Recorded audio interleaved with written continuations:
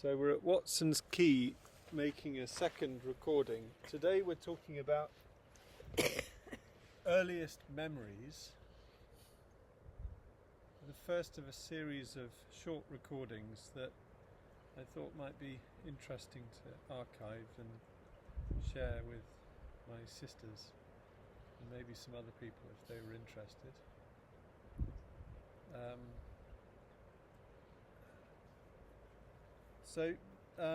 Mummy, where were you living when you were 5?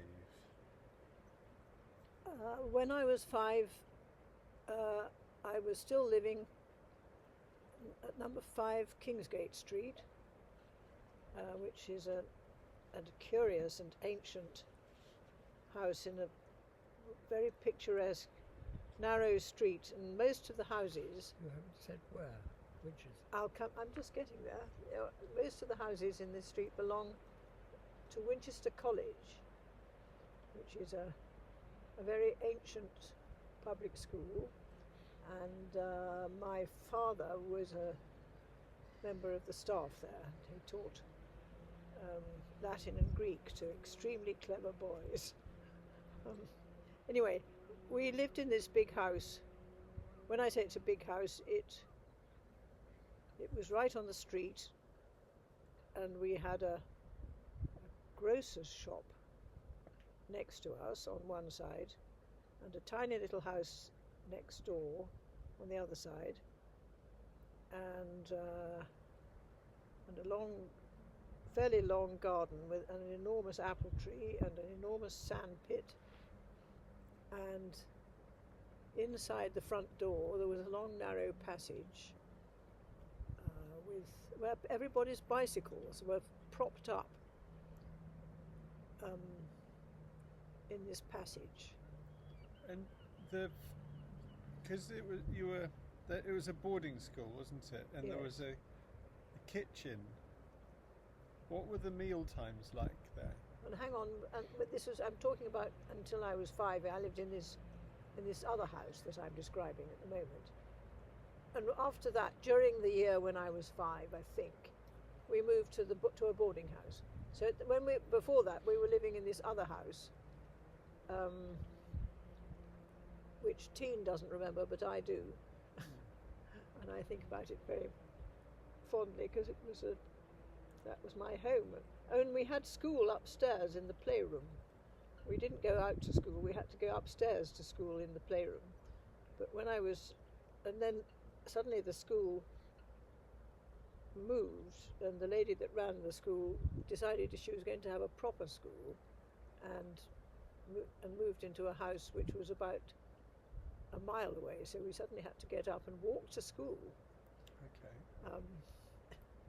Anyway, I could tell you lots more about that part of my life of living in Kingsgate Street, but after that, when we were 5, when Andy was a baby, my father became a housemaster in a great big house with 42 boys and a cook and lots of women that came in to sort of clean the back of the boys' part of the house, and so we lived there. And my mother was very busy because she was basically in charge of the staff. She had to work out the wages every week and pay them.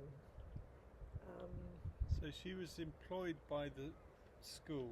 Well, no, it was sort of expected. If you were the housemaster's wife, that it's interesting actually, I don't know if it's still like that, each house was a little business of itself. Right. And the housemaster would, if he was very clever, he would make a profit, and if he wasn't clever, he'd lose money, I suppose. So you mean when he took on the business of looking after the boarders, they got an income from the boarders? Yes, I imagine the boys' fees. I don't quite know. It'd be interesting to try and work out how it did work. Because I only know. From that money, they'd have to employ a cook and a cleaner and things like that. Yes, they were they were called the gallery maids who cleaned the. I'll show you a photograph sometime. Right. We had a handyman who was in fact he was called Hans, and he was a German sort of, not exactly a refugee. He was married to an English woman. I suppose he might have been a prisoner of war. I don't know. And there was a butler who was a very old man called Mr. Dumper, and we had, because there were my two elder brothers were boarders at a prep school. Teen and me were at home and going to school up the road. Andy had we had two nannies when we first moved there, because Andy was quite small. Right. We had one of them was Pat Lambert, who came from Yorkshire. But then we had before that we had Swiss nannies too, all sorts of people. And then a very nice lady called Vida, who looked after Andy as well. And then she got to know one of the people who was decorating our house and went off and got married. So that was very nice too. But, so was Francis, he was the boarding house master, yes. Was that his title? But he just housemaster. Housemaster. Yes. And he was teaching as well? Yes, yes. Greek and Latin? Yes, he taught, oh look, there's a cormorant. That's nice. He taught what was called John Div, which was not the very top class in the school, which was called Sendiv. At Winchester College they have the science ladder and I think it's called the A ladder, which was sort of Latin and Greek and things like that. And then they had people who were learning modern languages, I think. Yeah. Anyway, he was teaching the boys who, because they have an interesting system at Winchester that you got moved up if you were clever enough and knew all the stuff. So some of the boys that got into his class were actually quite young and would be sometimes in his class or in those days it was called a div. He was called a div don, short for a division, I suppose, div. And anyway, in some of these boys would be in his year. He'd have to teach them everything. You don't only teach Latin and Greek, you teach them history and religious education and English and probably everything except science, I think. And when you were living in this house, were you, at meal times, did everyone sit down to a big dinner all together, or with the boys? With the boys? No. It wasn't like that? No, we had what was called the private side. Right. But my parents would go and have meals with the boys at lunchtime. Yeah. Yes, certainly my mother did. And my father, yes. But at Sunday lunch, I think we'd have lunch with us. Both have lunch with us. I know it was always cold meat and salad because there was no cooking much on Sundays. Right. The cook's got a chance to have a rest. Well, it was yes. And breakfast. I mean, it's interesting that the kitchen was down in what was called the basement, which was the bottom part of the house, and it was immediately below our dining room, and the food came up to our dining room in a lift. With dumb waiter, is well, that? We just called it a lift. You pulled the rope, and this thing came up with our hot breakfast. So we had porridge and baked beans on toast and things like that coming up from the kitchen for us to eat before going off to school.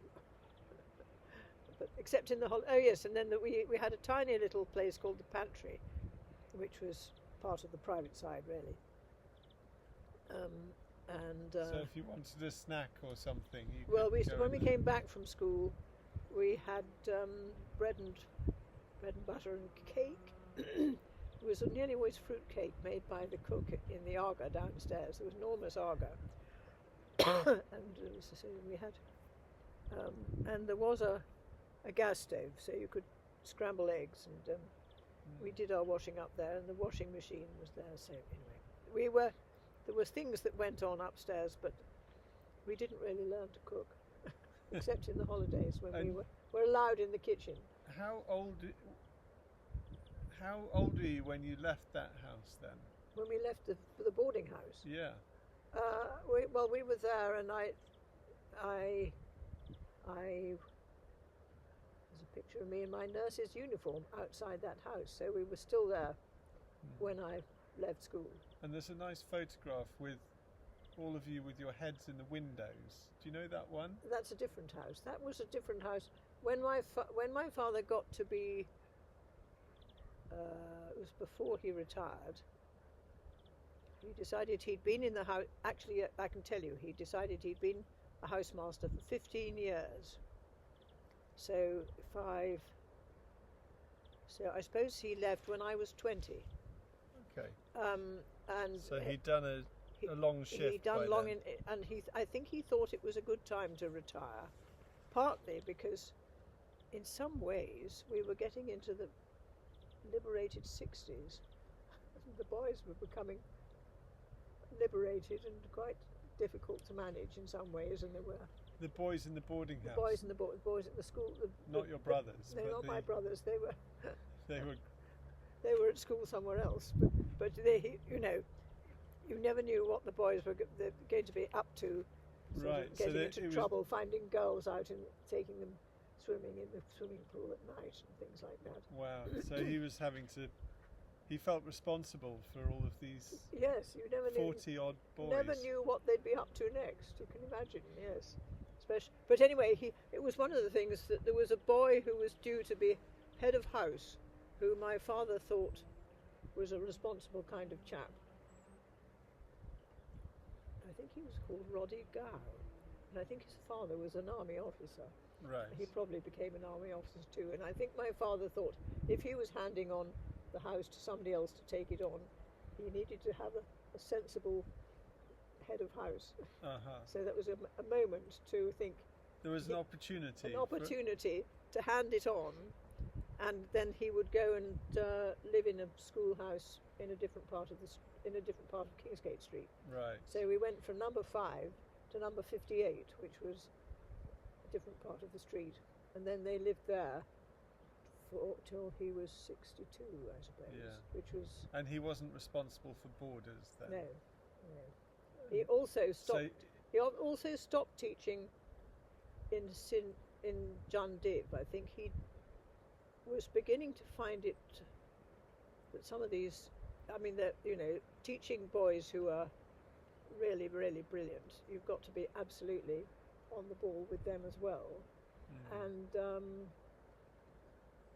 I think probably, he was probably beginning to feel that it was taxing his powers a bit, and as you know, he got Alzheimer's. Yeah. Like Tom, but I think who knows whether he was beginning to. He was slowing up a bit, maybe. And his father, you see, had dementia as well.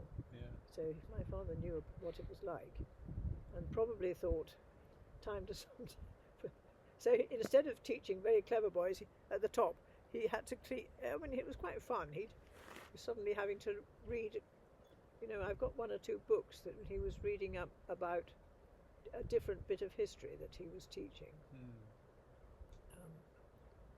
But anyway, he enjoyed being a housemaster very much, and particularly with my mother being a musician, and my father was an extremely good singer, and they had these music competitions between the houses, and one of the things I particularly remember was my parents used to get extremely competitive with getting the house orchestra or the house little choir up to scratch. Oh, right. And Stephen Tyrrell will tell you how nervous it was for him, because he was the only treble at that time, and the Kings cared so much about this competition. So Stephen Tyrrell was one of the boys living in the house. Yes. As was also Mike Downham, who's just died, and met Daddy when they were doctors together in Plymouth. Okay.